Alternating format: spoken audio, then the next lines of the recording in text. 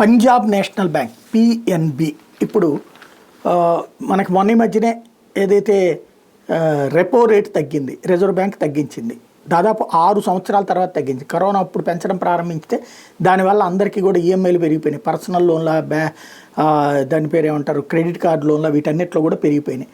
ఇప్పుడు దానికి తోడుగా హౌసింగ్ లోన్లు వీటన్నిటికీ పెరిగిపోయినాయి వడ్డీలు. ఇప్పుడు 0.25% తగ్గింది. అందరూ తగ్గించాలి కదా, ఇంతవరకు తగ్గించట్లేదు.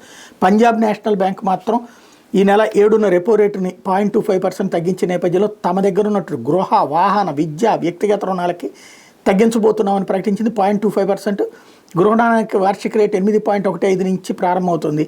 ఈ వడ్డీ రేటు మీద లక్షకి 740 రూపాయలు ఈఎంఐ కట్టాల్సి ఉంటే మార్చి 31 వరకు ముందస్తు ప్రాసెసింగ్ రుసుము, డాక్యుమెంటేషన్ ఛార్జీలు చెల్లింపు నుంచి మినహాయింపిస్తున్నట్టు ప్రకటించింది.